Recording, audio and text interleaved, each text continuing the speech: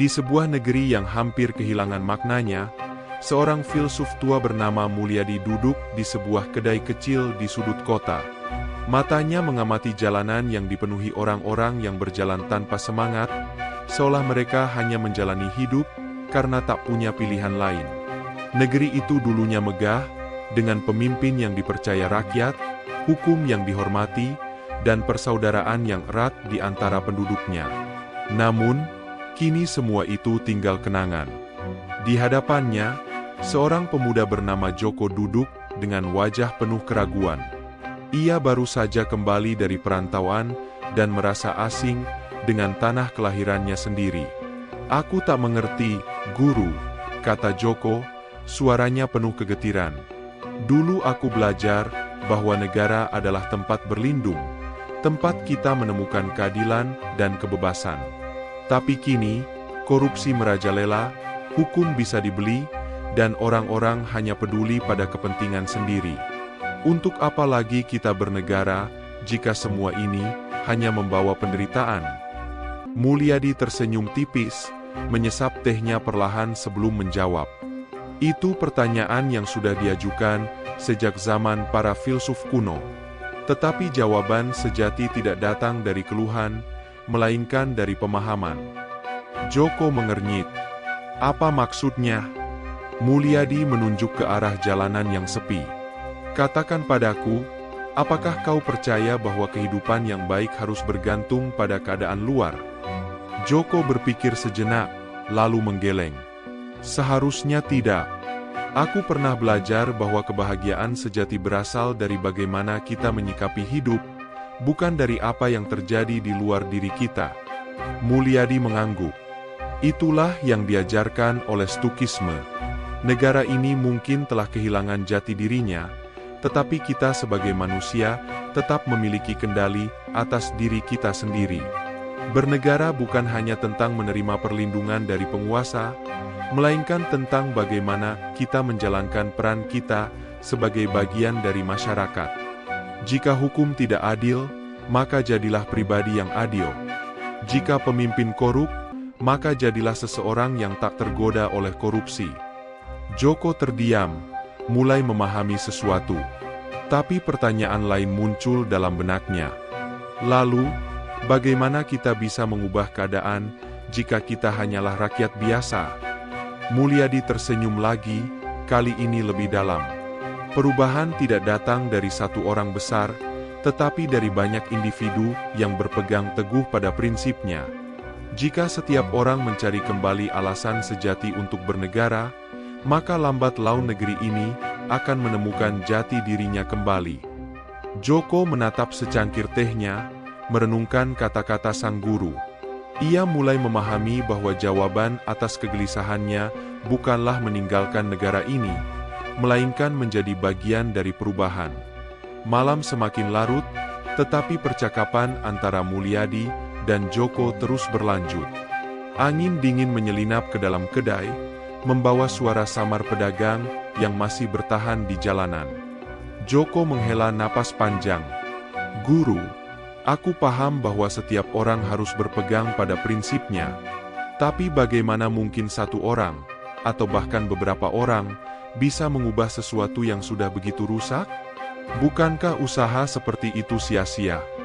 Mulyadi tersenyum tipis, matanya menatap ke arah lampu jalan yang berkelap-kelip. "Joko, tahukah kau kisah tentang tongkat kecil yang menahan bendungan besar?" Joko menggeleng. Di sebuah desa, ada bendungan tua yang mulai retak. Para penduduk takut jika air akan jebol dan menghancurkan segalanya. Tetapi tidak ada yang berani berbuat apa-apa. Mereka hanya mengeluh dan menyalahkan keadaan. Namun, seorang anak kecil melihat ada celah di bendungan itu. Tanpa berpikir panjang, ia memasukkan tongkat kecilnya ke dalam retakan. Orang-orang menertawakannya. "Apa gunanya itu?" mereka berkata. Tapi keesokan harinya, ketika hujan deras mengguyur, bendungan itu tetap bertahan. Hanya karena satu tongkat kecil, keruntuhan bisa dicegah sementara, hingga akhirnya orang-orang sadar dan memperbaikinya bersama-sama. Joko mendengarkan dengan saksama. Apa maksud guru? Bahwa kita harus menjadi tongkat kecil itu? Mulyadi mengangguk. Benar. Dalam Stukisme, kita diajarkan bahwa kita tidak dapat mengendalikan dunia, tetapi kita selalu bisa mengendalikan bagaimana kita bertindak. Mungkin kita tidak bisa langsung mengubah negara ini, tetapi kita bisa menjadi pribadi yang jujur, bekerja dengan baik, menolak korupsi, dan membantu sesama. Jika cukup banyak orang melakukan hal yang sama, maka perlahan-lahan perubahan akan terjadi. Joko terdiam, lalu menatap Mulyadi dengan mata yang lebih tegas. Tapi bagaimana jika aku gagal? Bagaimana jika semua usahaku sia-sia? Mulyadi tertawa kecil. Joko, Stukisme mengajarkan bahwa kita tidak hidup untuk hasil, tetapi untuk tindakan yang benar. Apakah hasilnya sesuai harapan atau tidak, itu bukan urusan kita. Yang penting adalah kita telah melakukan yang seharusnya. Di luar, fajar mulai menyingsing, menandakan awal hari yang baru. Joko menatap cahaya kemerahan di cakrawala, dan untuk pertama kalinya sejak kepulangannya, ia merasa memiliki tujuan. Baiklah, guru. Aku akan menjadi tongkat kecil itu. Sekalipun aku tidak tahu apa yang akan terjadi, aku akan tetap berusaha. Mulyadi tersenyum bangga. Itulah awal dari kembalinya alasan untuk bernegara, Joko. Ketika setiap individu menyadari perannya, maka negeri ini akan menemukan jiwanya kembali. Hari itu, Joko melangkah keluar dari kedai dengan langkah yang lebih mantap. Perkataan gurunya terus terngiang dalam benaknya. Jika setiap individu menyadari perannya, maka negeri ini akan menemukan jiwanya kembali.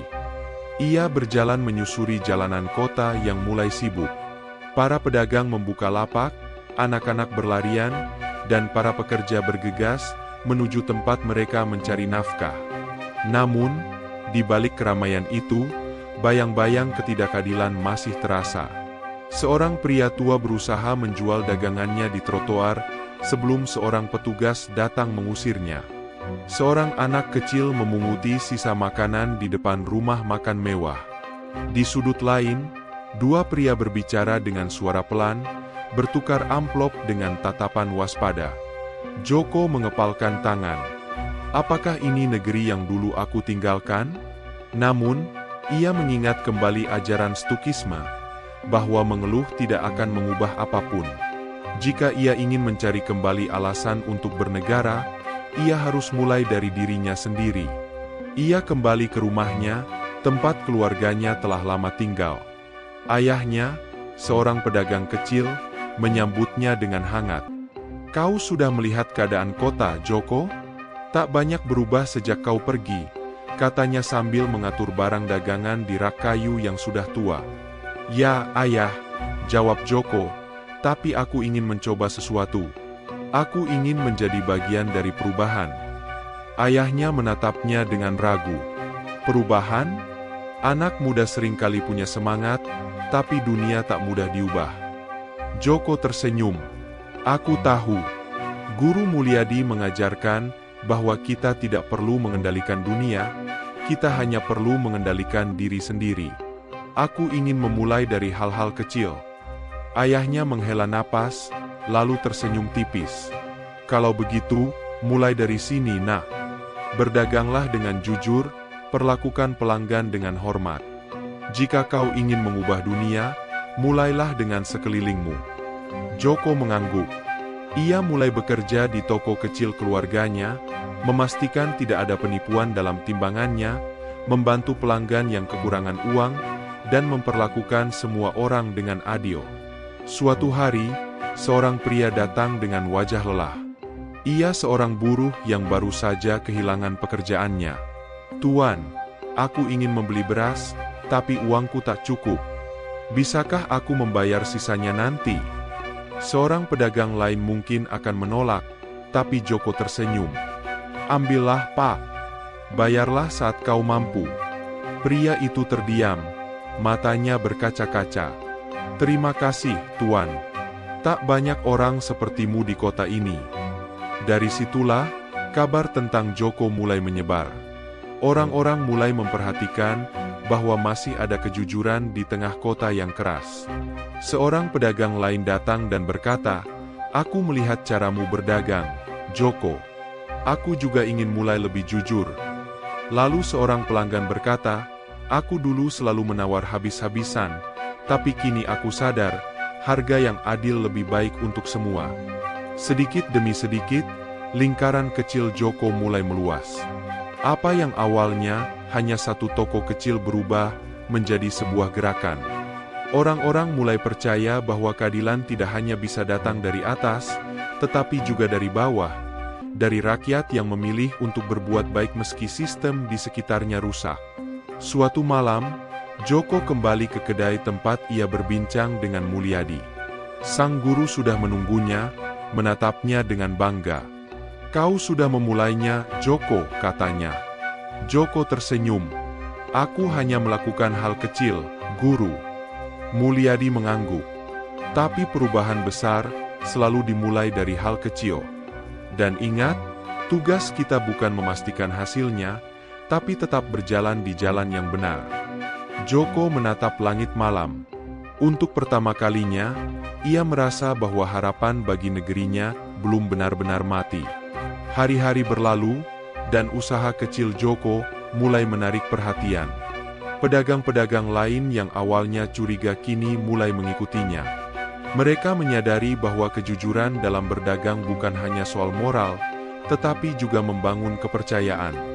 Masyarakat kecil di sekitar mereka perlahan berubah.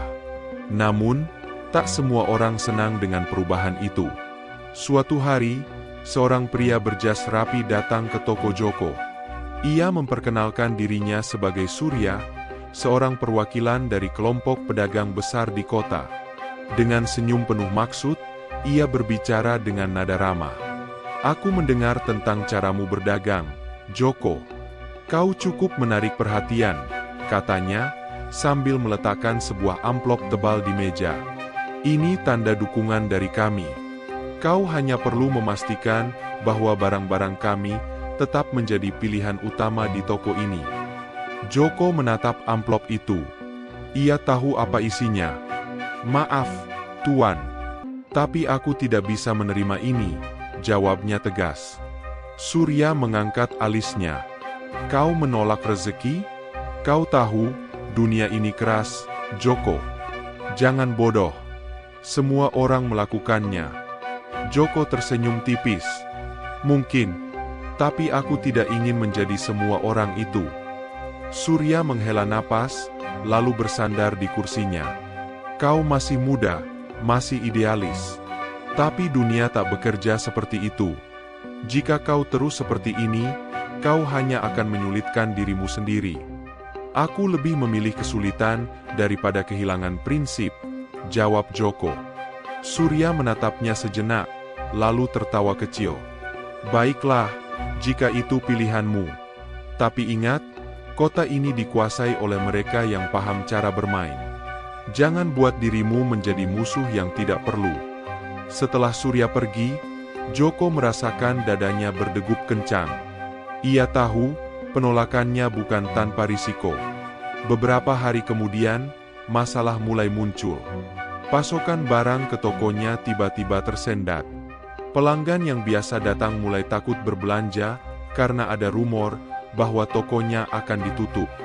Bahkan, beberapa pedagang yang sebelumnya mendukungnya kini menjauh. Malam itu, Joko menemui Mulyadi. "Guru, aku merasa seperti melawan ombak besar. Aku hanya ingin melakukan yang benar, tapi sepertinya dunia tak menginginkannya," katanya dengan nada lelah. Mulyadi mengangguk perlahan. "Tentu saja, Joko. Dunia tak suka diguncang. Mereka yang terbiasa dengan kebusukan akan merasa terancam oleh sesuatu yang bersih. Lalu, apa yang harus kulakukan? Haruskah aku menyerah?" Mulyadi tersenyum.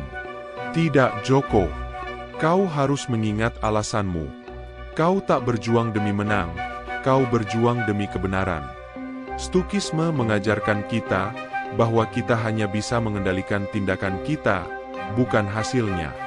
Jika kau menyerah, berarti kau telah memberikan kendali kepada mereka yang ingin menindas. Joko terdiam. Ia tahu gurunya benar. Malam itu, ia memutuskan sesuatu. Jika mereka mencoba menghancurkannya, ia tidak akan mundur. Ia akan mencari cara lain. Dan dari keputusan itu, sebuah perlawanan baru dimulai. Pagi itu, Joko berdiri di depan tokonya yang mulai sepi. Beberapa pelanggan setia masih datang, tapi sebagian besar orang mulai takut untuk berbelanja di sana.